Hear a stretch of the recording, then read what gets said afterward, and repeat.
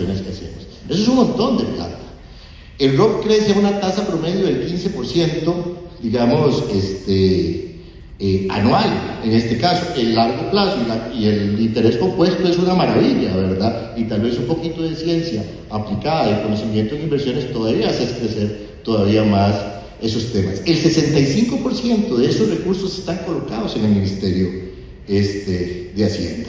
Definitivamente los fondos de pensiones, y voy con ciertas conclusiones que ya me habrán escuchado algunos, los fondos de pensiones son como una ballena en una piscina, digamos, no cabemos en este momento para Costa Rica. El Ministerio de Hacienda, la deuda de Hacienda crece a un menor ritmo de la tasa de crecimiento de los fondos de pensiones. O sea, lo que quiero decir yo es que es inevitable buscar alternativas de inversión y yo no veo otras alternativas de inversión, digamos, que no estén en diversificar los portafolios en mercados internacionales. Y yo lo he dicho, aquí hay una primera conclusión muy rápida. Tenés que eliminar eventualmente la restricción que tienen los fondos de pensiones de ir al 50%, del 50% para participar en mercados internacionales. Y alguien me decía, pero aquí en Costa Rica existen necesidades de recursos en inversión de obra pública. Carlos y yo, que tenemos algún tiempo de andar en esto, nosotros tenemos más de y Alejandro, que lo vi por ahí, que estaba por ahí, pero más de 12 años estar hablando de las necesidades de inversión en obra pública en este país. Entonces llegan y te dicen a vos, ¿por qué vos no metes plata ahí? Y usted es uno lo que pregunta, ¿dónde están los proyectos desarrollados, estructurados financieramente, que te permiten a vos capturar esos recursos?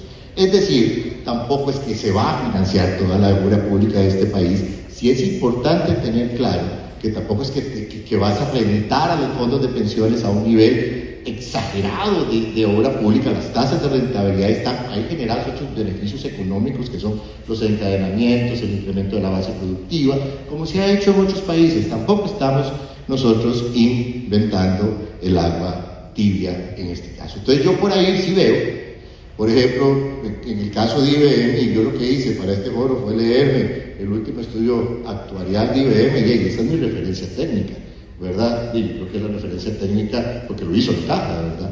Digamos, a mí sí me parece que IBM y la Caja lo está haciendo bien al estar explorando desde el punto de vista de las inversiones estas otras alternativas. Una tasa de rentabilidad para un fondo de pensiones en un escenario base de un 3%, me parece que puede ser, y yo creo que ustedes lo tienen claro, en un escenario base actuarial me parece que puede ser superada y mejorada. Ahora hablamos de la tasa de Carlos, 5.79, me ibas a corregir porque dice que ahora es más alta, pues así está alta, ¿verdad? Porque es una tasa actuarial de rentabilidad a largo plazo, entonces ahí es complicado. Entonces yo creo que en esta parte, para comenzar al revés, digamos, por lo menos del tema, en esta parte de las inversiones, y bueno, y aquí hay un miembro del CONACYT, me parece importante también conocer las posiciones que se tienen. Yo creo que esta parte es necesaria, digamos, de cómo podemos profundizar, eficientizar, tecnificar, especializar la capacidad de nosotros de hacer inversiones. Y esto pasa por un proceso también de madurez y de educación previsional.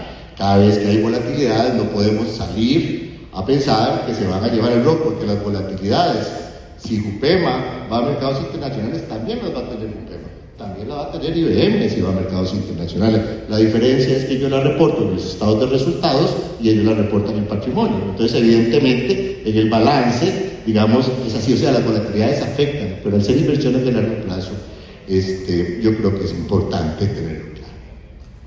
Hay un principio, y Vivi, usted me avisa como 2 minutos después de los 10 minutos. Hay un principio, digamos, hay temas que me parece a mí importantes de ir discutiendo. Eso por el lado de las inversiones, yo creo que el diagnóstico ya está dado. Vamos a ver, yo creo que ya en la mañana, en el foro anterior, yo creo que ya tenemos claro que hay una redefinición del empleo, ya tenemos claro el tema de la informalidad. Yo creo que ya tenemos claro el tema del envejecimiento.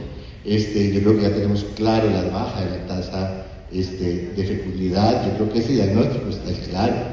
Pero lo que yo no sé si tenemos claro es que las reformas para salvar nuestro sistema de pensiones no son indoloras. O sea, las reformas para salvar nuestro sistema de pensiones pasa por un proceso complejo, complicado, de explicación a las personas. Y yo no veo que las reformas para salvar nuestro sistema de pensiones o para fortalecerla sea única y exclusivamente diciendo que Hacienda ponga la plata, salvo que estemos de acuerdo, 2 minutos más, salvo que estemos de acuerdo en hacer sistemas públicos y financiarlos con impuestos. Eso está bien, pero decidámoslo como sociedad. No sé si me explico. Son temas que efectivamente se tienen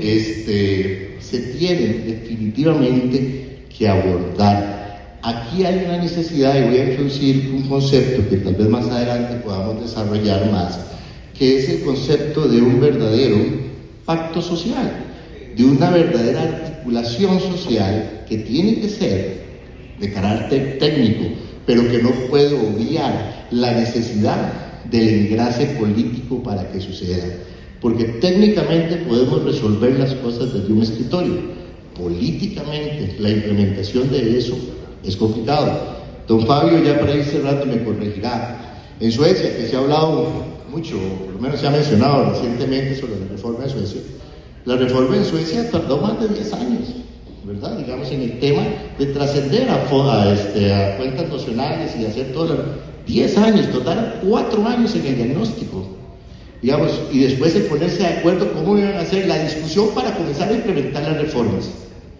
Yo creo que ya nosotros de diagnóstico, ¿verdad? Estamos, digamos, en este caso. Yo por lo menos le creo el estudio actuarial de la caja, que recuerdo que en algún momento me dirá Jaimito si no le tengo que creer, digamos, pero yo le creo a los estudios que efectivamente hicieron. En primer lugar, hay que ver, revisar esas reformas paramétricas. Pues no cumplen el convenio, no cumplen la norma mínima. Bueno, cuarto principio, responsabilidad global y primaria del Estado. Y esto está en los convenios, pero lo ha dicho la Conferencia Internacional del Trabajo en las conclusiones de la Conferencia del Trabajo del año 2001, que salió un documento de conclusiones que se llama Seguridad Social, un nuevo consenso, que fue un hito de la seguridad social en el mundo. Aquí la conferencia dijo, no importa cómo el país decida financiar un sistema, no importa cómo decida organizarlo, no importa cuáles mecanismos se establezcan, el Estado es garante y responsable final de garantizar el derecho a la seguridad social. Y esto es muy importante. Principio 5, no discriminación, igualdad de género y respuesta a necesidades especiales. Esto no tengo que explicarlo. No discriminación entre hombres y mujeres, no discriminación entre personas nacionales y extranjeras, etcétera, etcétera. Principio 6, sostenibilidad financiera, fiscal y económica. Eso tampoco requiero explicarlo. Pero se habla de una realización periódica de estudios actuariales o de estudios que permitan llevarle el pulso al sistema. Principio 7, gestión y administración transparentes. Principio 8, participación de los interlocutores sociales y consultas con otras partes interesadas. El convenio 102 no solo dice esto, sino que el convenio 102 dice que tienen que ser consultas con la participación de las personas protegidas. Las personas protegidas son las personas trabajadoras, entre otras, ¿no?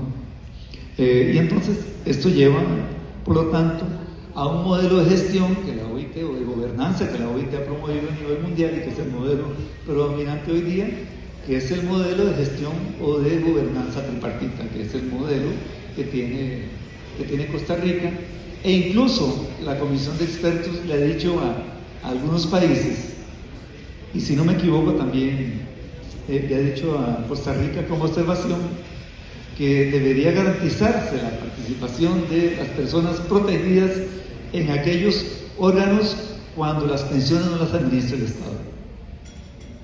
Entonces aquí hay también un tema de gobernanza que está vinculado con la participación.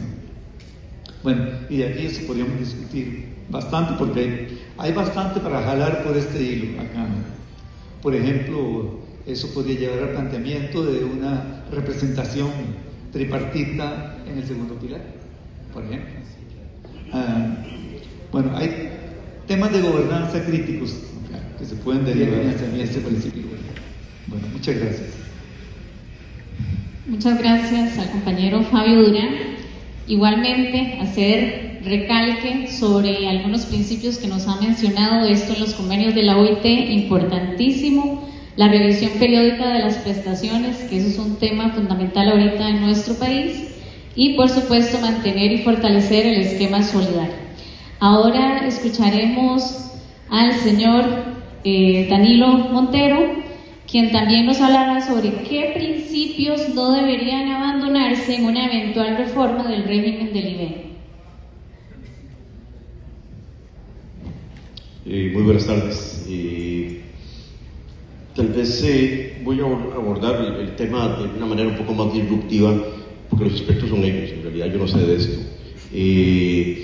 La idea sería plantear que la perspectiva, y eso lo hemos conversado Jaime y yo en algunas ocasiones que nos hemos invitado a actividades de la oficina, se insiste bastante cuando se habla del IBM y el ROC también, desde una perspectiva estrictamente financiera, actuarial, muy técnica, y de repente comenzamos a desconectarnos de quienes están atrás de lo que hacemos, son seres humanos.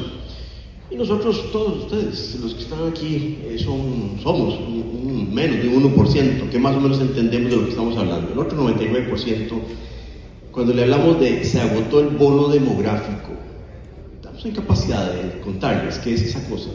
Y cuando estamos hablándoles de el cálculo actuarial de quién actúa, es una conversación que al 99% del país posiblemente no le dice nada.